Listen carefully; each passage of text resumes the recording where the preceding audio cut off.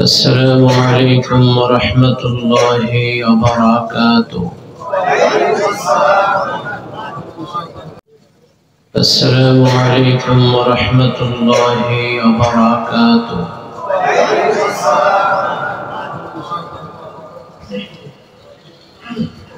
الحمد لله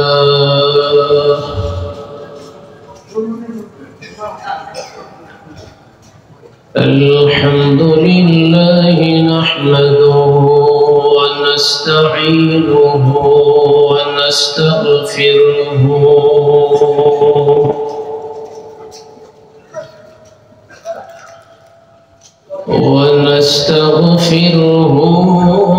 ونؤمن به ونتوكل عليه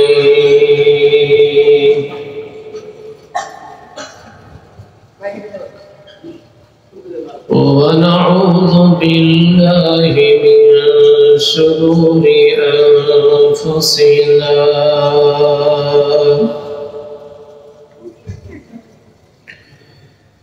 ومن سيئات أعمالنا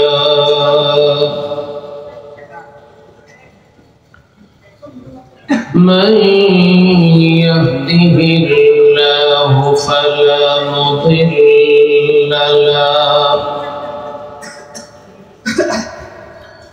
ومن يضلله فلا هادي له ونشهد أن لا إله إلا الله وحده لا شريك له ونشهد أن سيدنا ومولانا محمدا عبده ورسوله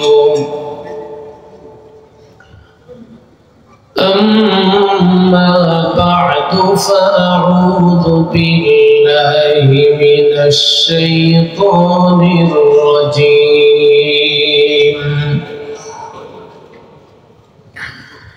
بسم الله الرحمن الرحيم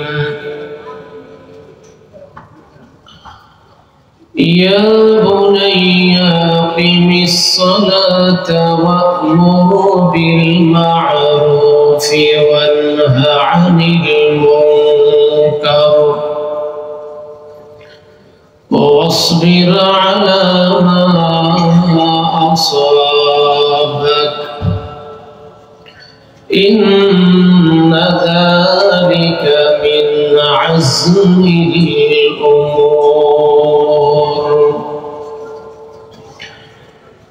وقال تعالى إذ قالت امرأة عمران رب إني نذرت لك ما في بطني محررا فتقبل مني إنك أنت السميع العليم.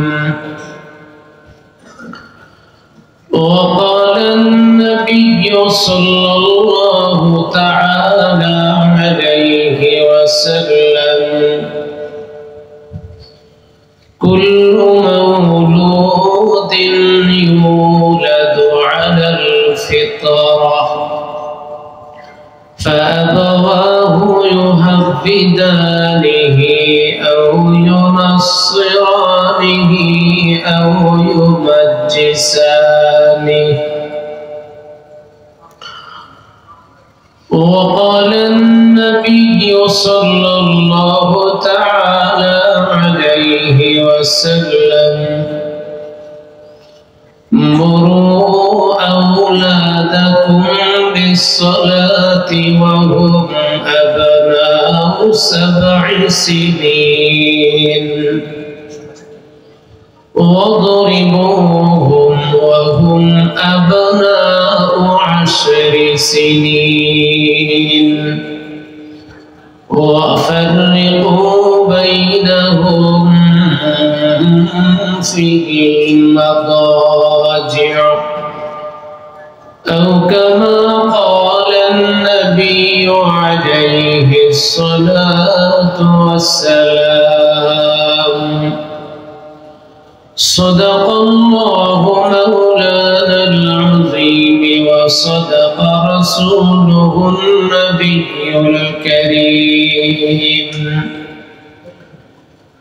ونحن على ذلك من الشاهدين والشاكرين والحمد لله رب العالمين. درود شریف پڑھی اللهم صل على سيدنا محمد وعلى آل سيدنا محمد بعدد كل شيء معلوم له. وأكبر ذكر كري لا إله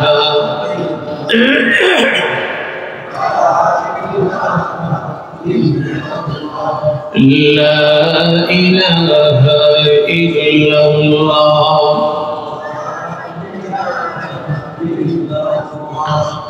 لا إله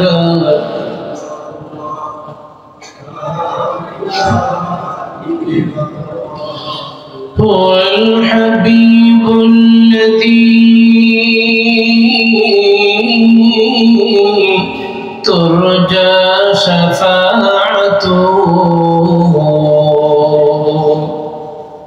لكل هول من الأهوال مقتحم لا إله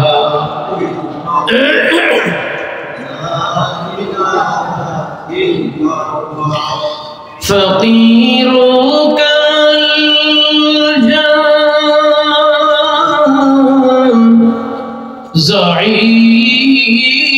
ضعيفك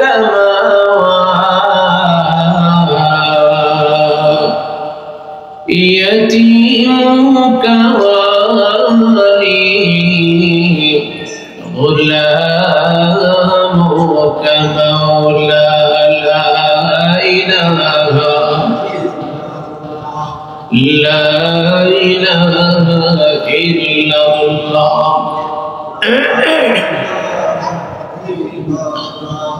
لا إله إلا الله محمد رسول الله صلى الله عليه وسلم. واجب الاحترام غرامی قدر حضرت صدر اجلاس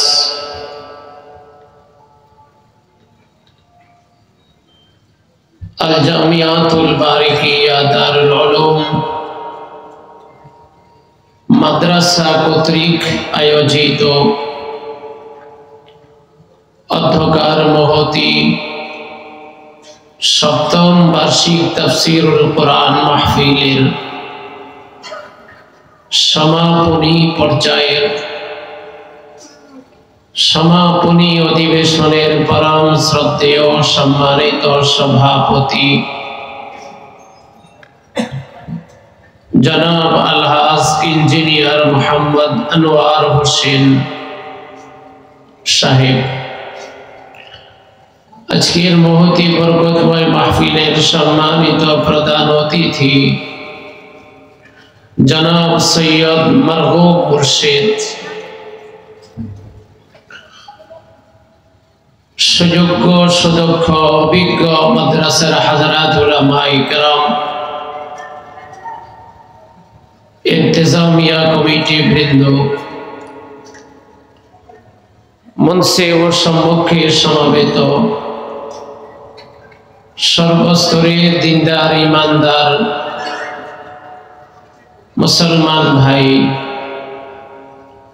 প্রাণাধিক প্রিয় আদরের যুবক বন্ধুগণ,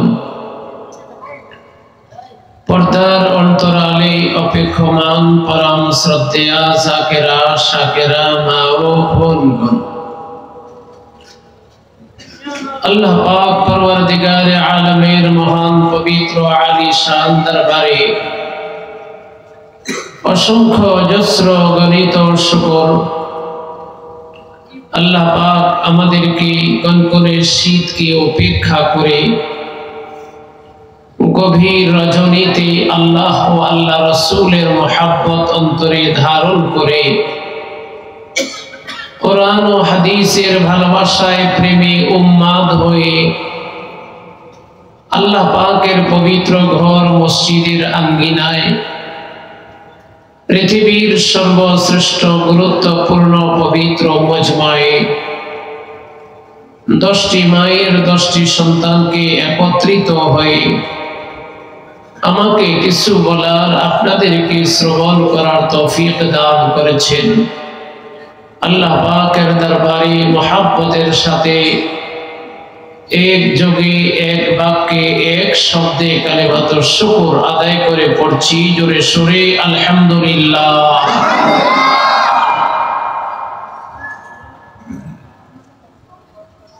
সত্যি আপনারা বড় ভাগ্যবান যে আপনাদেরকে আল্লাহ তাআলা এই বরকতময় মাহফিলে আসতে দিয়েছেন।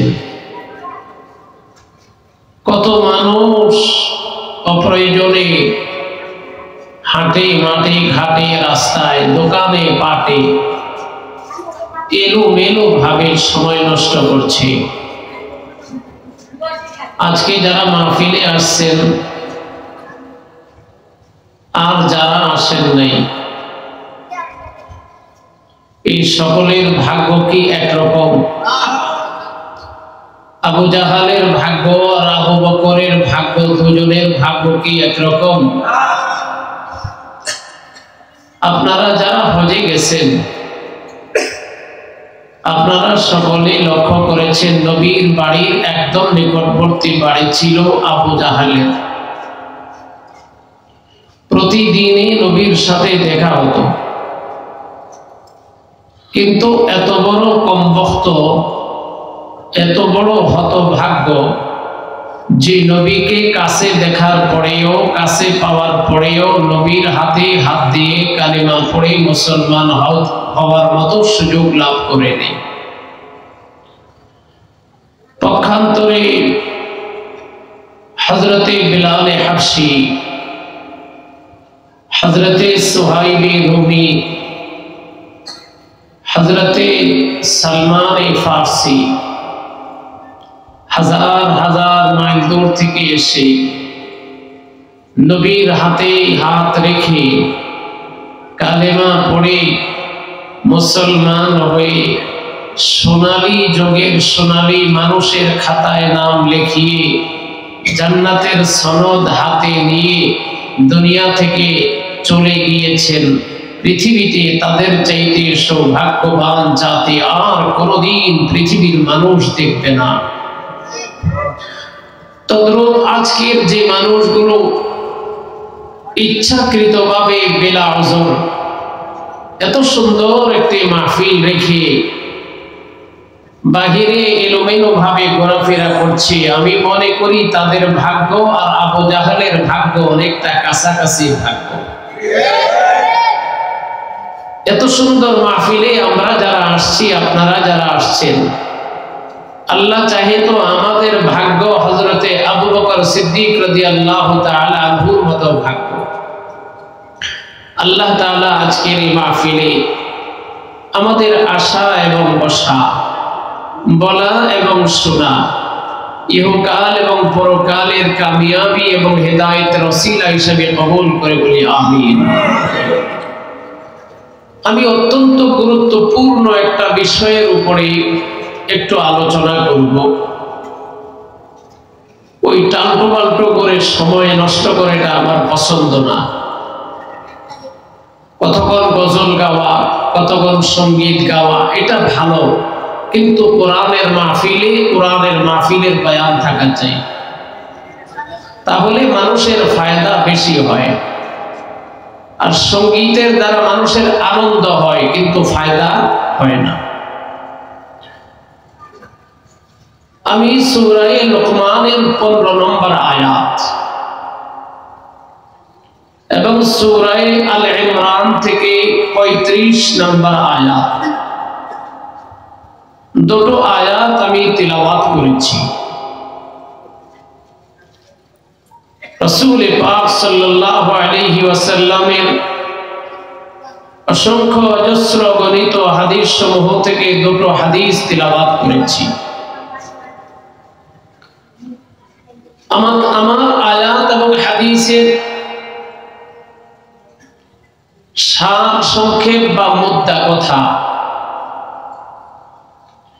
আমার তেলাওয়াতকৃত প্রথম আয়াতের মধ্যে আল্লাহ তাআলা এক আদর্শ বাবার পরিচয় দিয়েছেন। আমার তেলাওয়াতকৃত দ্বিতীয় নম্বর আয়াতে একজন আদর্শ শ্রেষ্ঠ মায়ের পরিচয় দিয়েছেন। আজকের পৃথিবীতে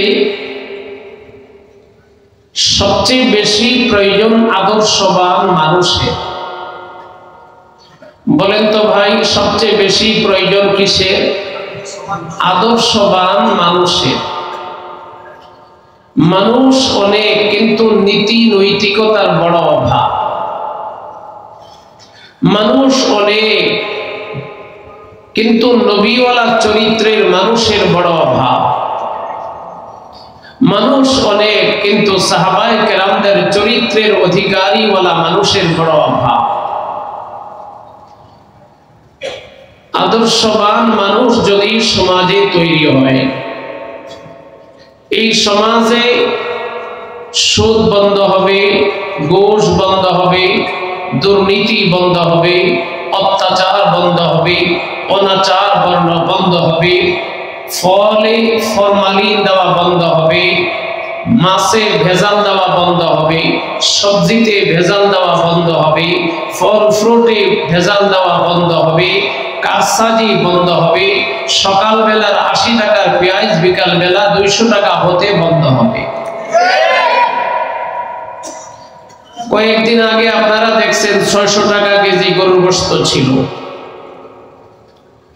তার কয়েকদিন আগে 7.5 থেকে 800 টাকা কেজি, হঠাৎ করে 600 টাকা কেজি, আবার এখন 700 টাকারও বেশি।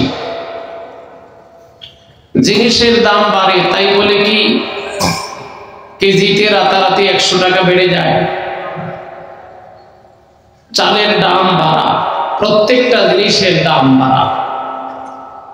কেন? যে এই সমাজে আদর্শবান মানুষের বড় অভাব, নীতি নৈতিকতা মানওয়ালা মানুষের বড় অভাব। আল্লাহ তাআলা আমাদেরকে আদর্শবান মানুষ হওয়ার তৌফিক দান করেন। আর একটু জোরে বলেন আমিন। আদর্শবান মানুষের জন্য দুটো জিনিস প্রয়োজন। যদি বুঝে থাকেন তাহলে বলেন, আদর্শবান মানুষের জন্য কয়টি জিনিস প্রয়োজন? একটি হলো আদর্শবান মা।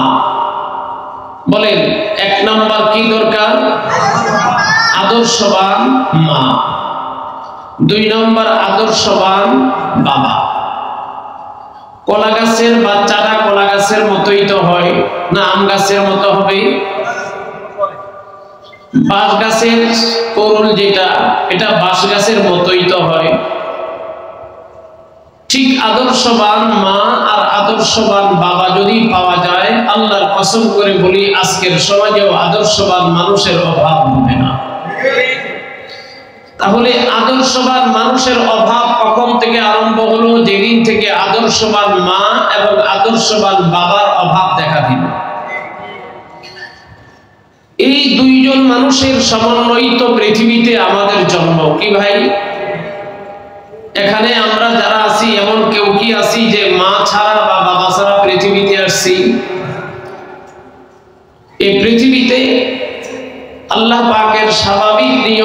মা এবং বাবার সমন্বয়ে পৃথিবীতে মানুষ আসা। দেখেন, রবীন্দ্রনাথ ঠাকুর একজন বড় সাহিত্যিক এবং কবি ছিলেন। তাই বলে কি তিনি একজন আব্দুল কাদের জিলানীর মতো বুজুর্গ ছিলেন? জোরে বলেন। ধর্মগতভাবে তিনি সনাতন ধর্মের মানুষ ছিলেন। হোক তিনি যে ধর্মের মানুষ সেটা আমাদের বিবেচ্য নয়, কিন্তু তিনি এক চমৎকার দামি কথা বলেছেন যে তোমরা আমাকে এক আদর্শবান মা দাও, আমি তোমাদেরকে আদর্শবান জাতি উপহার দেব।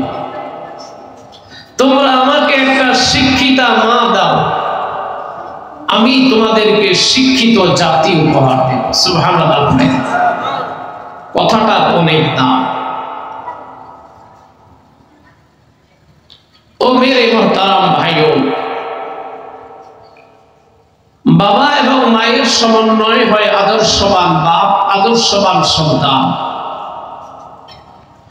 আমি খুব সহজে যদি বিষয়টা আপনাদেরকে বোঝাতে চাই, আপনারা খুব ভালো করে একটু চিন্তা করেন দেখি, মা বাবার ভাষা যদি বাংলা হয় তো সন্তান কথা বলবে আরবিতে। জোরে বলেন। মা বাবার ভাষা যদি বাংলা হয় সন্তান কথা বলবে আরবিতে। কোন ভাষায়? মা বাবার ভাষা যদি আরবি হয় সন্তান কথা বলবে বাংলাতে।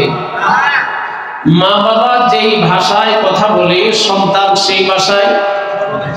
মা বাবাই যখন যেই কাজটা যেভাবে করে সন্তানটা না বোঝার কারণে মা বাবার মতো সেই কাজটা সেইভাবে। যে মা নামাজ পড়ে, ছোট্ট বাচ্চারা নামাজ তো কি জিনিস বুঝে না, তো মা দাঁড়ায়া হাত বেঁধে মুখ নাড়াইতেছে, সূরা পড়তেছে, সন্তান তো বুঝে না, তো সন্তানও হাত বেঁধে মুখ নাড়াইতেছে, তার মানে সন্তান কি সূরা ফাতিহা পড়ে? কিন্তু দেখতেছে মা কি করে। মা রুকুতে গেছে, সন্তানও আবার কোথায় গেছে? রুকুতে গেছে। মায়ের দিক তাকায়, মা কি করে? তো মায়ের মুখ নড়ে, তো সন্তানেরও মুখ নড়ে।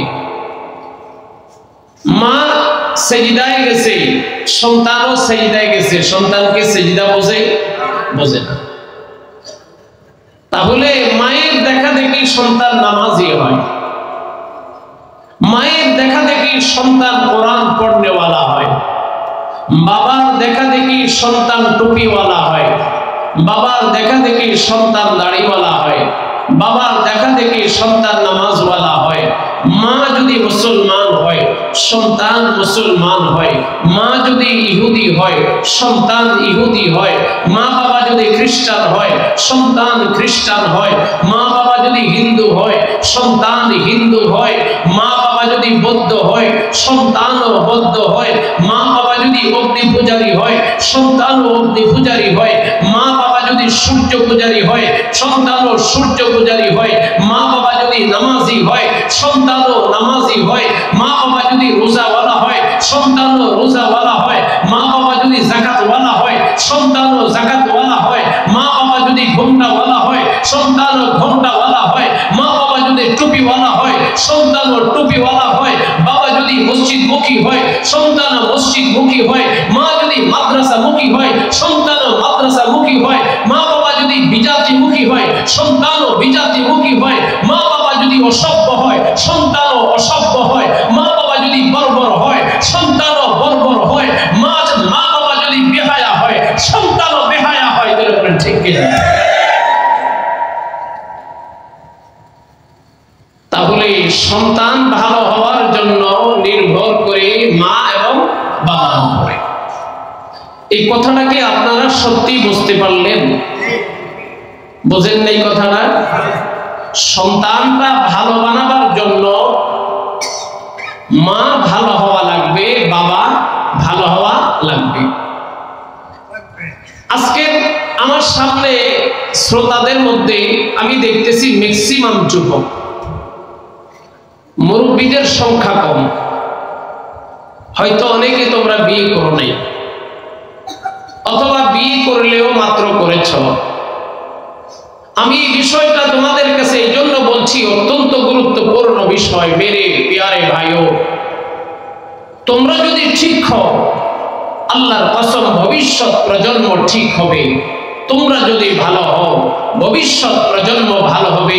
এই বাংলাদেশ চোরের খুনি আর চোরের আড্ডা থাকবে না, দুর্নীতিবাজদের আড্ডা থাকবে না। এই বাংলাদেশ এক সময় আল্লাহ ওয়ালাদের খুনি এবং আড্ডা হবে। যেন ঠিক কিনা?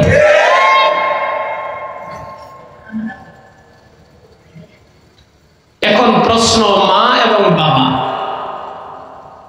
দুইজনের ভিতরে সন্তান কাকে বেশি ফলো করে?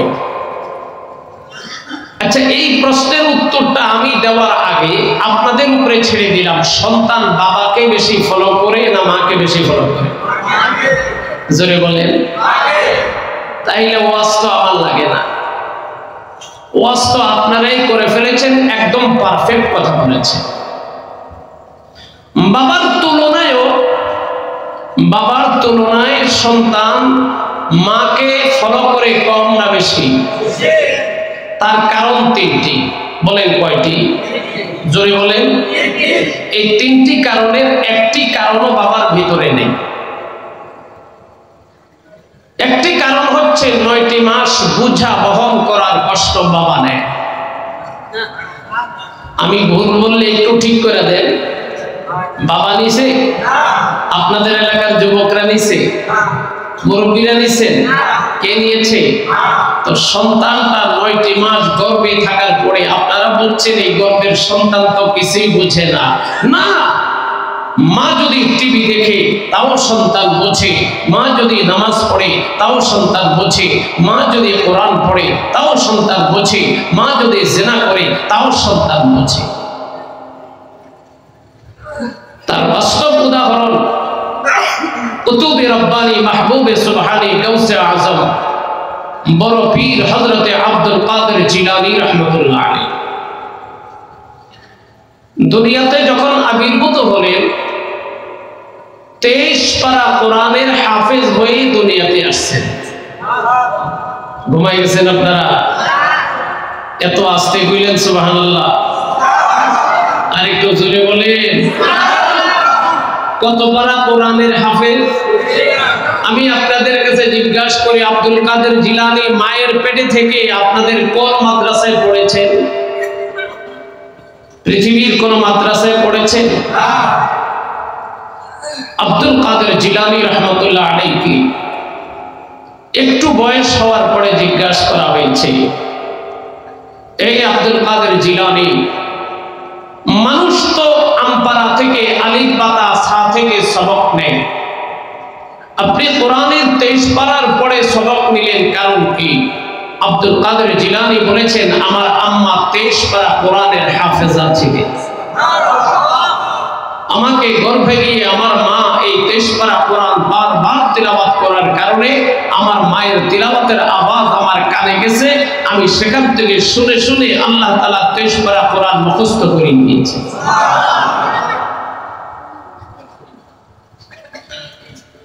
दरफेशानी ने तेरे कदरों को दरिया कर दिया, दरफेशानी ने तेरे कदरों को दरिया कर दिया, दिल को रोशन कर दिया, आंखों को बीना कर दिया। এই আমার ভাই, আল্লাহ পাক পরওয়ারদিগার আলম পৃথিবীর মধ্যে আমাকে তোমাকে যে মা এবং যে বাবার মাধ্যমে পাঠাইলেন, বাবার চাইতে মায়ের অবদান বেশি হয়। এটা বুঝাবার জন্য আমি একটা হাদিসের উদ্ধৃতি দিলাম রে আমার ভাই। सरकारे दो आलम हबीबे किबरिया नबीए दो जहां मुहम्मद रसूलुल्लाह सल्लल्लाहु अलैहि वसल्लम, ওনার একজন সাহাবী ছিলেন হযরতে আনাস ইবনে মালিক রাদিয়াল্লাহু তাআলা।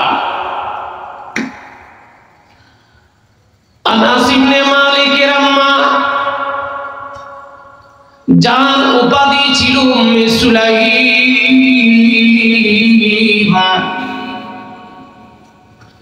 বুখারী শরীফের সরার মধ্যে যার নাম আসছে সাহলা,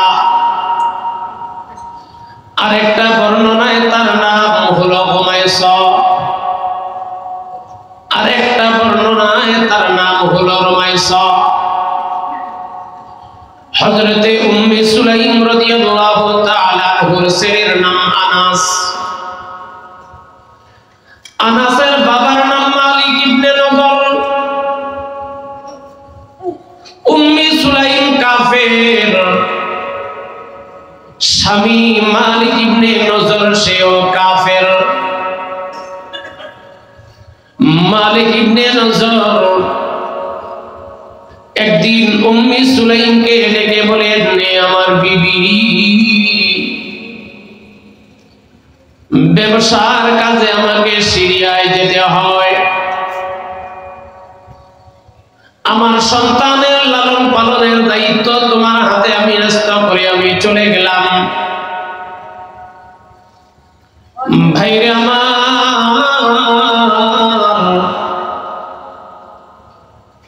মালিক ইবনে নজর সিরিয়ায় চলে যান। উম্মে সুলাইম মদিনার একজন বস্তির মধ্যে তার বাড়ি, গ্রাম্য এলাকায় তার বাড়ি। উম্মে সুলাইম মসজিদে নববীর পাশে দিয়ে একদিন কোন জায়গায় যায়। হঠাৎ করে মসজিদে নববীর ভিতর থেকে মধুমাখা আওয়াজ আর তেলাওয়াত আওয়াজ আসছে। উম্মে সুলাইম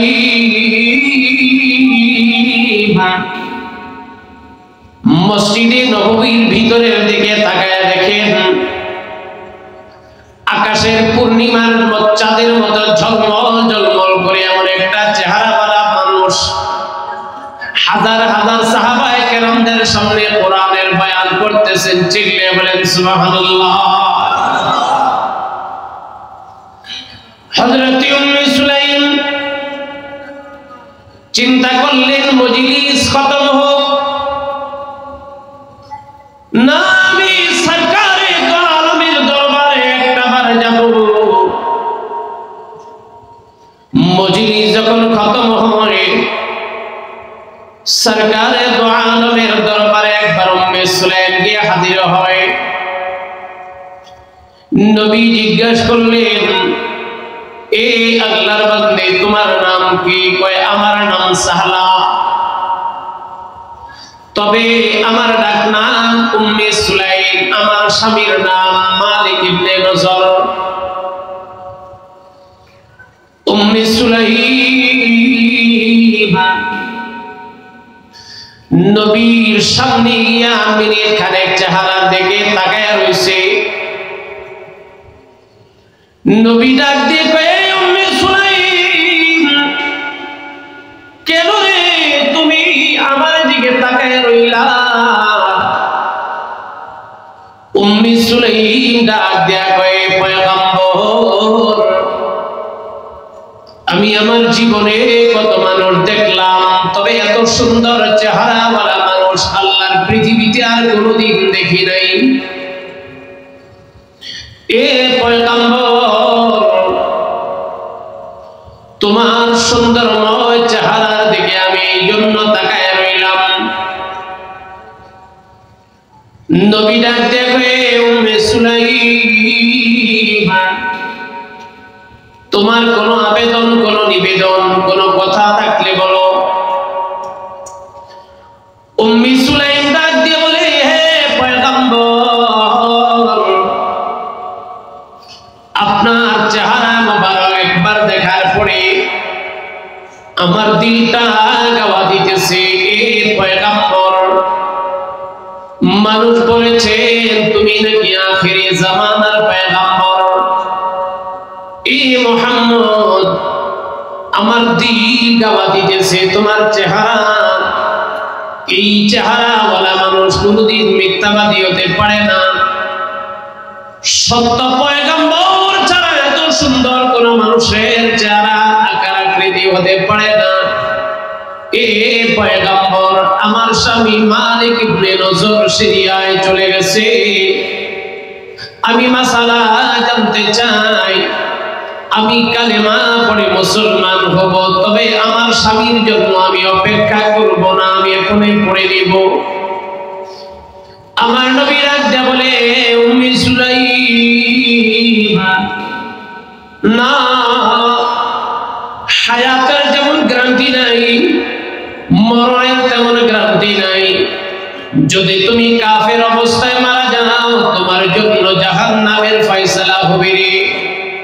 আর যদি আমার কালেমা পড়ে তুমি মুসলমান হও, তবে তুমি সঙ্গে সঙ্গে আল্লাহর জান্নাতি হয়ে যাইবা।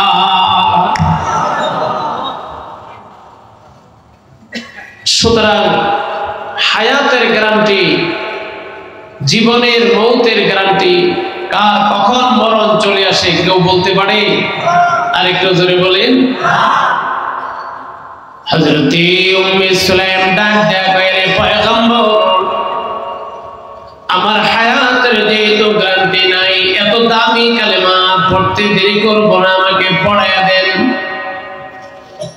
আমার নবী পড়ায় দিলেন, আশহাদু আল্লা ইলাহা ইল্লাল্লাহু ওয়া আশহাদু আন্না মুহাম্মাদান আবদুহু ওয়া রাসূলুহু, লা ইলাহা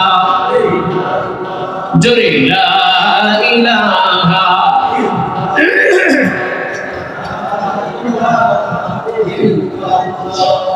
لا إله إلا الله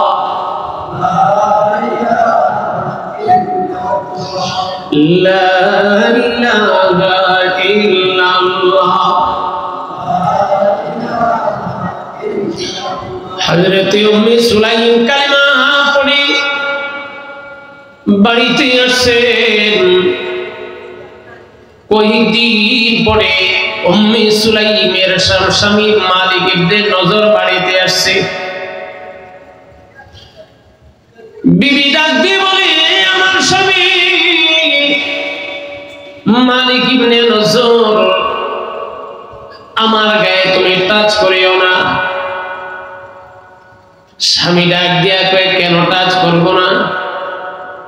কয়, না, আমি মুসলমান হয়ে গেছি, আর তুমি কাফের হয়ে গেছো। আমি কালেমা পড়ার সাথে সাথে বিবাহ বিচ্ছেদ হইয়া, স্বামী আমার,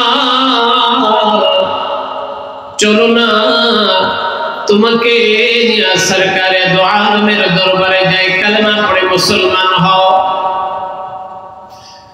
স্বামী ডাক দিয়ে বলে, বিবি উম্মে সুলাইমা, আমার জন্য তো তুমি অপেক্ষা করতে পারতা। উম্মে সুলাইম ডাক দিয়া কয়, স্বামী রে, আমি তোমার জন্য অপেক্ষা করার ইচ্ছে করেছিলাম, কিন্তু একটা জিনিসের গ্যারান্টি না থাকার কারণে আমি অপেক্ষা করতে পারলাম না। স্বামী ডাক দিয়ে বলে, কি গ্যারান্টি? উম্মে সুলাইম ডাক দেয়া কয়, আমার হায়াতের গ্যারান্টি। হায়াতের গ্যারান্টি দিবার মতো ক্ষমতা পৃথিবীর কারো, আরো জোরে বল, হায়াতের গ্যারান্টি দিবার মতো দুনিয়ার কোন নবীদেরও আছে? এ আমার স্বামী, এই জন্য আমি কালেমা পড়ে মুসলমান হয়ে গেলাম। চলো না, তুমি দরবারে রিসালাতের মধ্যে। মালিক ইবনে নজর ডাক দিয়ে বলে, হে আমার বিবি, না না, তুমি কালেমা পড়ে মুসলমান হয়ে গেছো, তোমার ধর্মে তুমি থাকো। আমি আমার বাপ দাদার ধর্ম ছাড়তে পারবো না। আমার বাপ দাদার ধর্ম সত্য, কদ ওয়াজাদনা আলাইহি আবানা। আমি কুফরি ধর্ম আমার মা বাবার কাছ থেকে পেয়েছি, আমি ধর্মের উপরে অটল অবিচল থাকবো। চিল্লা বলেন নাউজুবিল্লাহ। তাই বলে, হ্যাঁ। মালিক ইবনে নজর কয় ঠিক আছে তাহলে তুমি চলে যাও। ছেলে আমার, আমি আমার ছেলে নিয়ে চলে যাইব। উম্মি সুলাইম ডাক দিয়ে বলে হায় হায়, আমার আদরের ছেলে আনাস।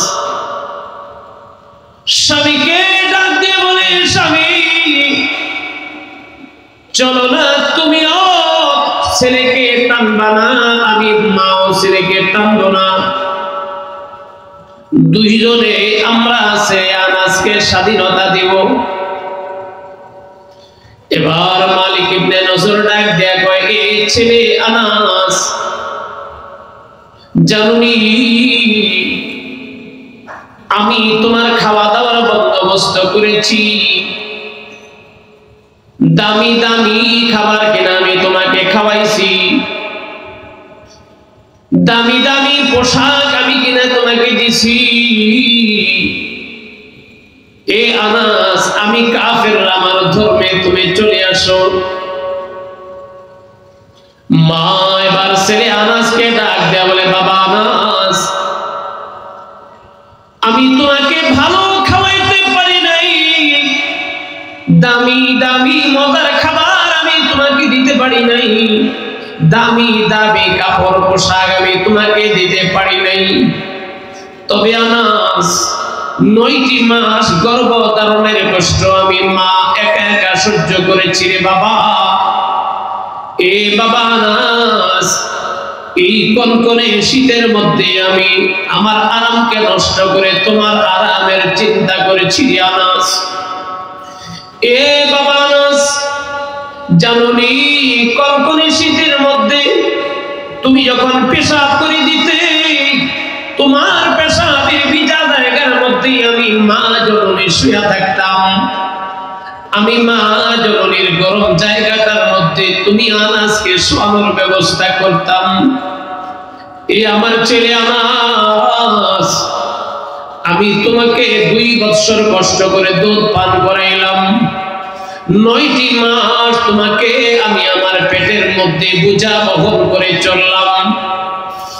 এ আমার ছেলে আনাস, জানুনি তুমি এখন দুনিয়ার মধ্যে আসবা, দুনিয়ার কোন বিজ্ঞান চিন্তা করে নাই, দুনিয়ার কোন ডাক্তার চিন্তা করে নাই, দুনিয়ার কোন কবিরা চিন্তা করে নাই।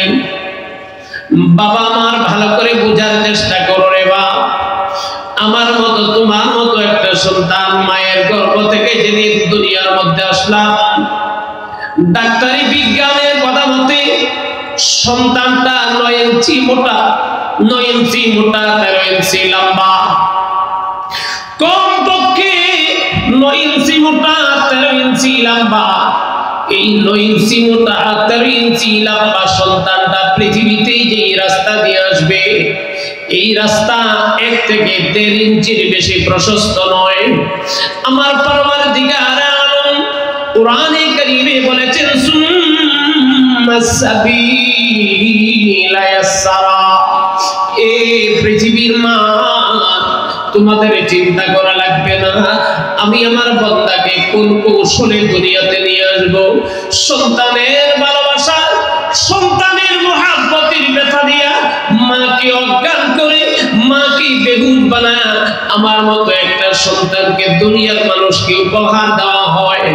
মা জননী ব্যথায় কাতরায়, এই জন্য সরকারে দো আলম পরিষ্কার করে বলেছে মারে জিহাদের ময়দানে তোমাদের যাওয়া লাগবে না, সন্তান জন্ম দিয়ে যদি বেঁচে থাকতে পারো জিহাদে যাওয়ার সওয়াব পাওয়া যাইবা, আর সন্তান জন্ম দিতে গিয়ে যদি মারা যাও রব্বুল আলামিন জিহাদের ময়দানে গলা কাটা শহীদ হওয়ার সওয়াব তোমার মতো মাকে দান করবে। আনাসের মা হযরত উম্মে সুলাইম সন্তানকে ডাক দিয়ে কয় বাবা, আমি 3টা কষ্ট করছি, আমি বলবো না আমার ধর্মে আসার জন্য, তোমার যদি মনে চায় তুমি তোমার বাবার সাথে চলে যাও, যদি তোমার মন চায় তুমি আমার সাথে চলে আসো। হযরত আনাস ইবনে মালিক বয়স মাত্র 5 বছর, ইসলাম সম্পর্কে কিছুই বুঝেন না, কিছুই জানেন না। মিনিট খানেক নীরব নিস্তব্ধ থাকার পরে আনা ডাক দিয়ে বলে, মা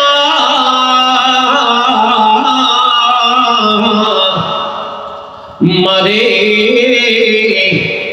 আমি আমার বাবা হারাইতে চাই, আমি আমার মা হারাইতে চাই না। এ মা, বাবার ধর্ম আমি নিতে চাই না, মায়ের বাবার আদর্শ আমি নিতে চাই না, বাবার পথ আমি অনুসরণ করতে চাই না, বাবার ধর্ম আর বর্ণ নিতে আমি চাই না। এর মা, এ উম্মে সুলাইম, আমি আমার মরণ পর্যন্ত তোমার ধর্মের উপরে অটল অবিচল থাকতে চাই। চিল্লায়া বলেন সুবহানাল্লাহ।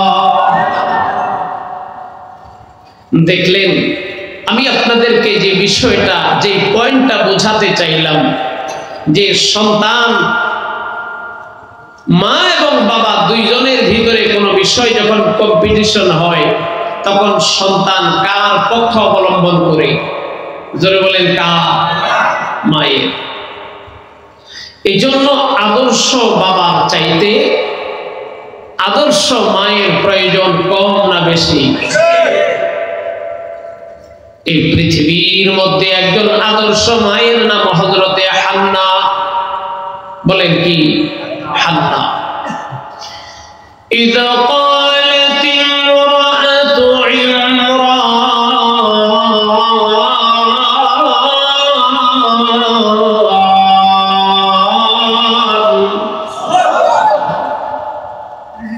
হযরতে ইমরান আলাইহিস সালামের বিবি।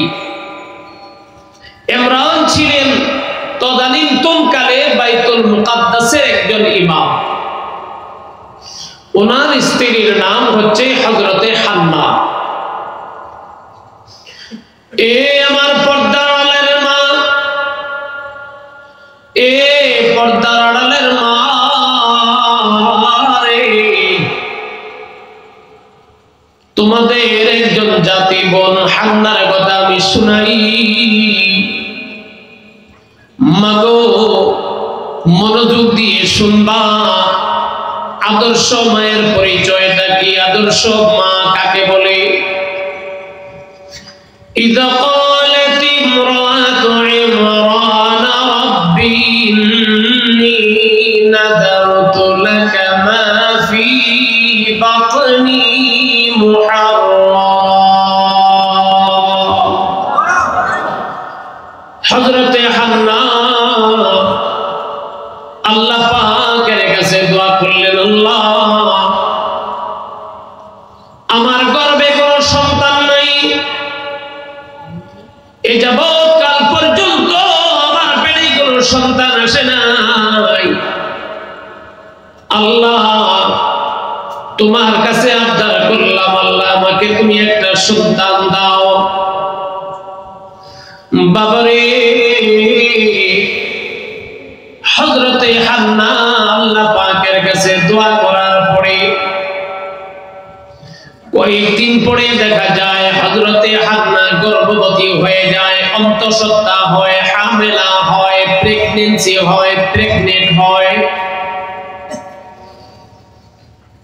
ও পর্দার আড়ালের মা, গর্ভকালীন একটা মায়ের আদর্শ, মায়ের দায়িত্ব, মায়ের কর্তব্যটা কেমন হয় মা গো, একটু চিন্তা করো রে মা। হান্না সন্তানটা পেটে আসার পরে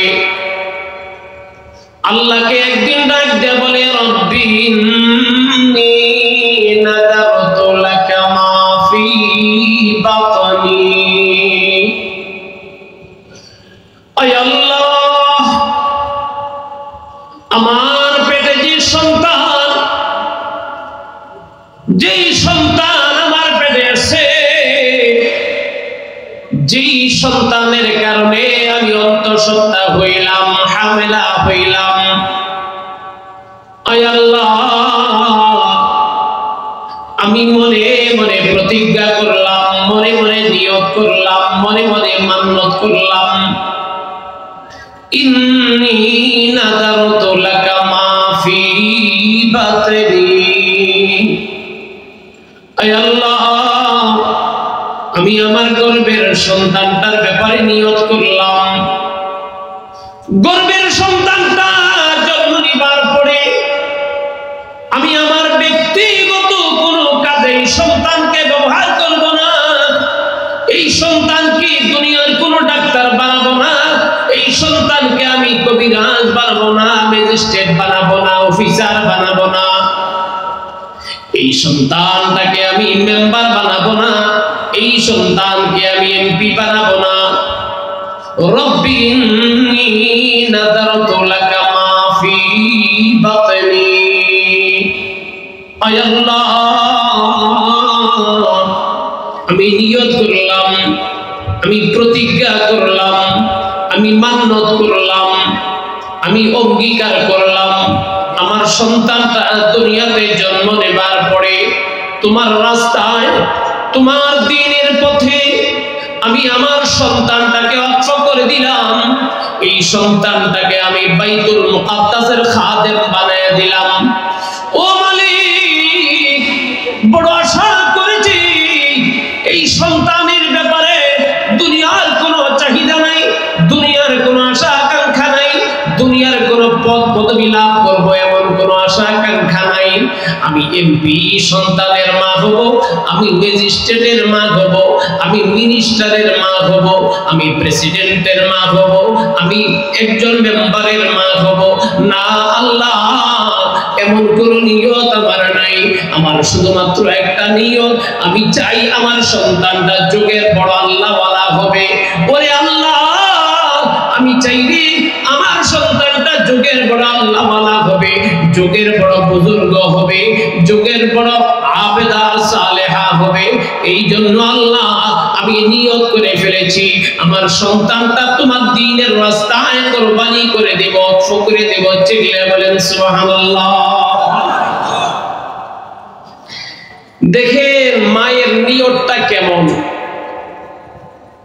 ও যুবক ভাই, ও পর্দার আড়ালের মা, আমাদের স্ত্রীরা যদি গর্ভবতী হয় তো পুরুষের মনেও বড় স্বপ্ন, স্বামী স্ত্রী দুইজনে যুক্তি করে কয়, আচ্ছা তুমি কদি এটা যদি সন্তানটা দুনিয়াতে আওয়ার পরে তুমি কি করবা? তো স্বামী কয়, আমি তো মনে মনে নিয়ত করছি ডাক্তার বানাবো। তো বিবি কয়, না, ডাক্তার বানায় লাভ নাই, চেষ্টা করেন কোনোভাবে উকিল বানাইতে পারেন, কারণ উকিলের টেহা বেশি পাওয়া যায়।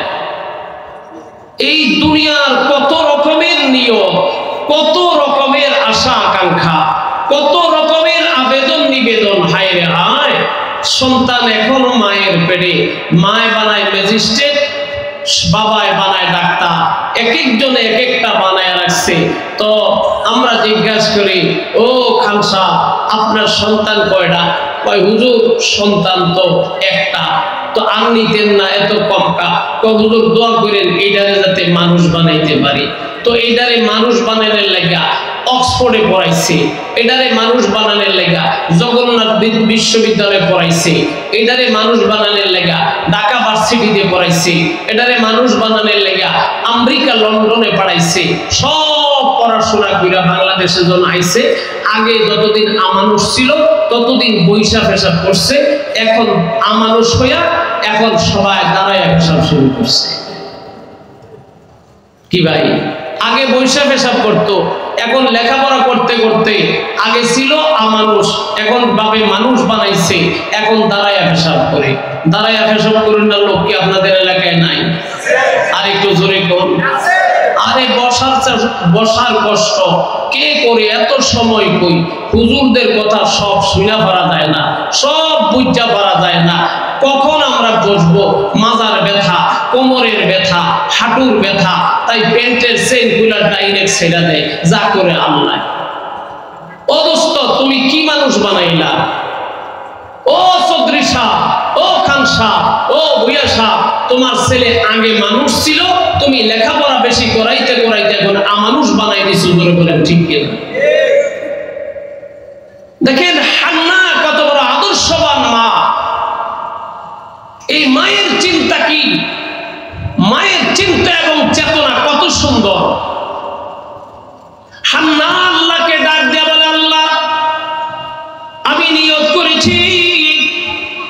আল্লাহ আমি মনে মনে নিয়ত করেছি আমি আমার সন্তানটাকে বড় হওয়ার পরে তোমার রাস্তায় ওয়াকফ করে দিব, তোমার দ্বীনের রাস্তায় আমি কুরবানি করব। আমার নিজের কোনো কাম খোদা কাম বাসনা পুরা করব না, আমার মনের কোনো ইচ্ছা আমি পুরা করব না। এই সন্তানটাকে আমি তোমার রাস্তায় দিয়ে দিলাম। আমার কোনো ইচ্ছা নাই, আমার জীবনের একটা মাত্র ইচ্ছা এই সন্তানটা যেন আবেদ হয়, সালেহ হয়, নেককার হয়, আল্লাহওয়ালা হয়, আমার মরার পরে জানাজা পড়ায় দিতে পারে। চিল্লে বলেন সুবহানাল্লাহ। একজন আদর্শবান বাবা, আদর্শবান মা, এদের তো চিন্তার চেতনা হবে যে দুনিয়ার জীবন তো আইজ আছে কাল নাই, মরার পরে যদি জানাজা পড়াইতে পারে, মরার পরে যদি কবরের সামনে গিয়া একটু কোরআন পড়ে আমাদের জন্য দোয়া করতে পারে, তাইলেই হবে। এর চেয়ে বেশি কিছু আমাদের চাওয়ার পাওয়া নাই। সন্তান যদি আল্লাহওয়ালা হয়, সন্তান যদি আল্লাহমুখী হয়, সন্তান যদি নবীমুখী হয়, সন্তান যদি মাদ্রাসামুখী হয়, সন্তান যদি মসজিদমুখী হয়, সন্তান যদি টুপিওয়ালা হয়, সন্তান যদি দাড়িওয়ালা হয়, এটাই প্রত্যেকটা আদর্শবান মা বাবার চাওয়া এবং পাওয়া হওয়া চাইতে বলেন, ঠিক কিনা? আল্লাহ তুমি আমাদের সন্তানদেরকে আদর্শবান বাবা এবং আদর্শবান মা হওয়ার তৌফিক দান করো। চিল্লা বলেন আমিন। আরো জোরে বলেন আমিন। আরো চিল্লা বলেন আমিন। দেখেন, এই পৃথিবীর একজন আদর্শবান মা ছিলেন হযরতে খাজা কুতুবউদ্দিন বখতিয়ার কাকি রাহমাতুল্লাহ আলাইহি। কষ্ট হইতেছে আপনাদের? ভারতের দিল্লির কুতুব মিনার যার নামের উপরে আজও দাঁড়ানো, খাজা কুতুবউদ্দিন বখতিয়ার কাকি ছোট্ট কালে মা হারাইছেন, বাবা হারাইছেন। হযরতে খাজা কুতুবউদ্দিন বখতিয়ার কাকি, খাজা কুতুবউদ্দিন বখতিয়ার কাকির মা ছোট্ট কালে, তার বয়স মাত্র 5 বছর, মাদ্রাসায় নিয়ে ভর্তি করাইছে। ভর্তি করায়া মা সকালে দিয়ে আসে, বিকালে আবার মাদ্রাসা থেকে নিয়ে আসে। বাড়িতে এসে সন্তান ডাক দিয়ে বলে, মা মারে ক্ষুধার যন্ত্রণা পেয়েছে রে মা, জলদি করে খাবার দাও। মা 1 দিন 2 দিন 3 দিন 4 দিন খাবার দেওয়ার পরে একদিন খাজা কুতুবউদ্দিন বখতিয়ার কাকিকে ডাক দিয়ে বলে, বাবা রে, আমি তোমার মা, ওকালে তুমি তোমার বাবা হারাইছো, আমি মা হয়ে তোমাকে একটা নসিহত করব রে বাবা। খাজা কুতুবউদ্দিন বখতিয়ার কাকি বলেন, আম্মা বলো না, তুমি কি কি নসিহত করবা রে মা, তুমি বলো।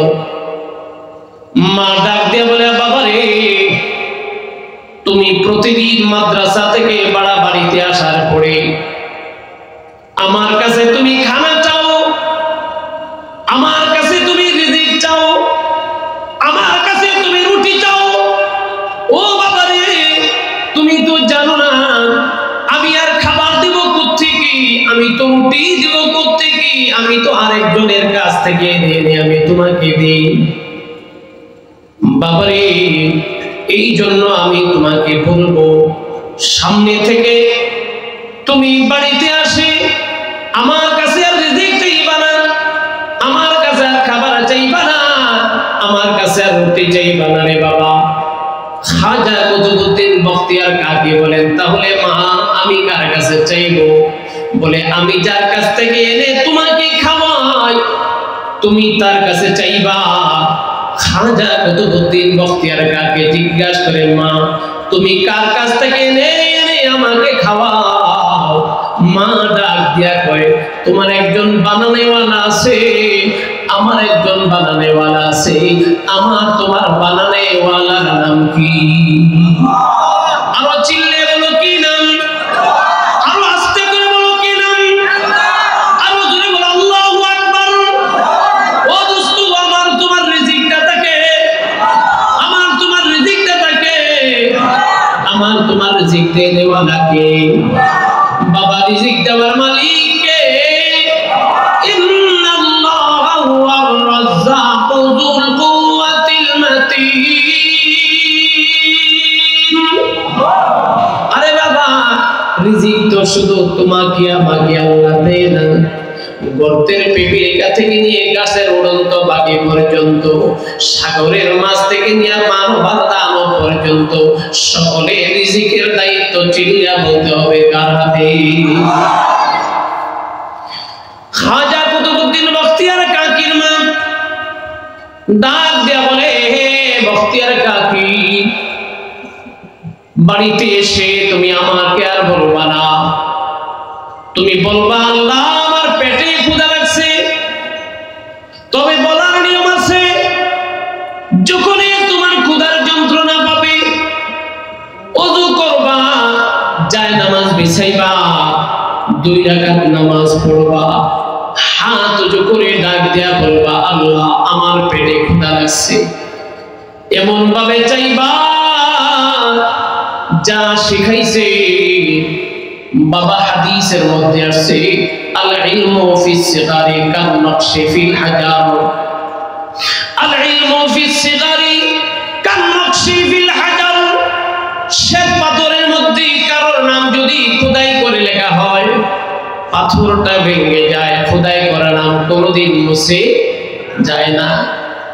যেমন দেখেন বিভিন্ন ব্রিজ উদ্বোধনকালে, বিভিন্ন বড় বড় প্রকল্প উদ্বোধনকালে মন্ত্রীর নামটা খোদাই করে লেখা হয়, প্রাইম মিনিস্টারের নামটা খোদাই করে লেখা হয়। বাইরে আমার পাথরটা ভেঙে যায়, খোদাই করা নামটা কোনোদিন মুছে যায় না। আমার নবী ডাক দিয়া কয় আল ইলমু ফিস সিগারি কান নকশি ফিল হাজার। ছোট বাচ্চাদের ব্রেনটা খোদাই করা পাথরের মতো, ছোট্ট কালে বাচ্চাদেরকে যা শেখাইবা বড় হলেও বাচ্চারা সেই কথা আর কোনোদিন ভুলবে না। ধরে বড় ঠিক না? খাজা কুতুবউদ্দিন বখতিয়ার কাকির মা এই কথা শিখাইছে যে বাড়িতে এসে যখন তোমার ক্ষুধা লাগবে ওযু করবা, 2 রাকাত নামাজ পড়বা, জায়নামাজ বিছিয়ে আল্লাহর কাছে দোয়া করবা আল্লাহ রিজিক দাও। তো এই কথা যখন বলতে থাকে, মা এর ভিতরে খাবার সুন্দর করে রেডি করে দস্তরখানের ভিতরে পরিপাটি করে বিছিয়ে সন্তান মুনাজাত শেষ করে তো বলে, মা রিজিক কি আল্লাহ পাঠাইছে? তো মা বলতেছে হ্যাঁ পাঠাইছে। সন্তান গিয়ে দস্তরখানের ভিতরে খাবার খায় আর বলে আল্লাহ তোমার শুকর, আল্লাহ তুমি আমাকে খানা খাওয়াইছো। সুবহানাল্লাহ। দেখছেন কি তালিম? বাচ্চাকালে বাচ্চাকে আল্লাহ মুখী বানাইলো, বাচ্চাকে আল্লাহর মারিফাতওয়ালা বানাইলো, বাচ্চাকে আল্লাহ পাকের পরিচয় দেওয়া শিখাইলো, বাচ্চাকে আল্লাহর উপরে তাওয়াক্কুল শিখাইলো, বাচ্চাকে আল্লাহ মুখী বানাইলো। এই বাচ্চা কোনোদিন নাস্তিক আর মুরতাদ হওয়ার ভয় নাই। এ আমার প্রিয় ভাই, ঘটনাক্রমে একদিন খাজা কুতুবউদ্দিন বখতিয়ার কাকি মাদ্রাসায় গেছে। ইতিমধ্যে খাজা কুতুবউদ্দিন বখতিয়ার কাকির মা বাবার বাড়িতে একজন ঘনিষ্ঠ আত্মীয় মারা গেছে। ওই আত্মীয়র মারা যাওয়ার খবর শুনে তার বাবার বাড়িতে চলে গেছে। প্রতিবেশী কি বলে গেছে, আমার ছেলে বখতিয়ার কাকি যদি আসে তুমি বলবা যে তোমার মা তোমার নানার বাড়িতে চলে গেছে। খাজা কুতুবউদ্দিন বখতিয়ার কাকি বাড়িতে আসছে, প্রতিবেশী জানাইছে তোমার মা তোমার নানার বাড়িতে চলে গেছে।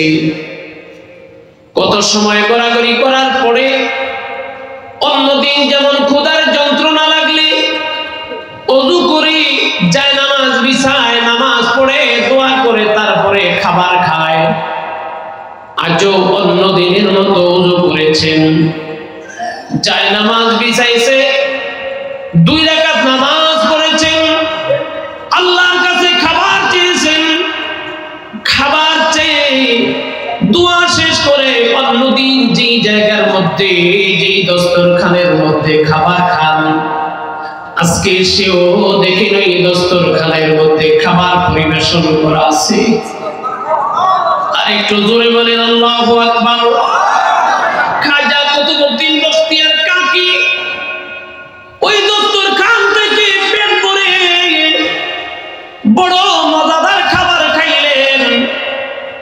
মা ওই দিক দিয়ে কান্না করতেছে, আল্লাহ এতদিন পর্যন্ত তোমার উপরে তাওয়াক্কুল দিবার জন্য, আমার সন্তানটাকে তোমার মুখী বানাবার জন্য তোমার কাছে দোয়ার হাতিয়ার আমি শিক্ষা দিয়েছি আল্লাহ। আজকে যদি আমার ছেলেটা দোয়া করার পরে খাবার না পায়, আল্লাহ তোমার প্রতি তাওয়াক্কুলটা নষ্ট হয়ে যাবে। মনে হয় যেন আল্লাহ ডাক দিয়ে বলতে চান, রে বখতিয়ার কাকির মা, তুই কি জানিস না তোর সন্তানের প্রতি তুই মায়ের যে পরিমাণ ভালোবাসা, আমার বান্দার প্রতি আমি আল্লাহর ভালোবাসা 1000 গুণ বেশি। বাড়িতে দৌড়ে আসছে, খাজা কুতুবউদ্দিন বখতিয়ার কাকিকে জিজ্ঞাসা করে, বাবা আমি তো তোমার নানার বাড়িতে চলে গেলাম, খানা কি খেয়েছ? বলে হ্যাঁ। কোথায় খেয়েছ? বলে অন্যদিন যেখানে দস্তরখান বিছানো থাকে ওখানে খেয়েছি। বলে কি খেয়েছ? বলে রুটি খেয়েছি আর হালুয়া খেয়েছি। কিন্তু মারে বলবো, এতদিন পর্যন্ত খাবারের যে মজা পেয়েছিলাম, আজকের খাবারের টেস্টটা যেন 1000 গুণ বেশি। খাজা কুতুবউদ্দিন বখতিয়ার কাকির মা জার করে চোখে দিয়ে পানি ফেলেছে। আল্লাহ সত্যি তুমি তো বলেছ, ওয়া মান ইয়াতাওয়াক্কাল আলাল্লাহ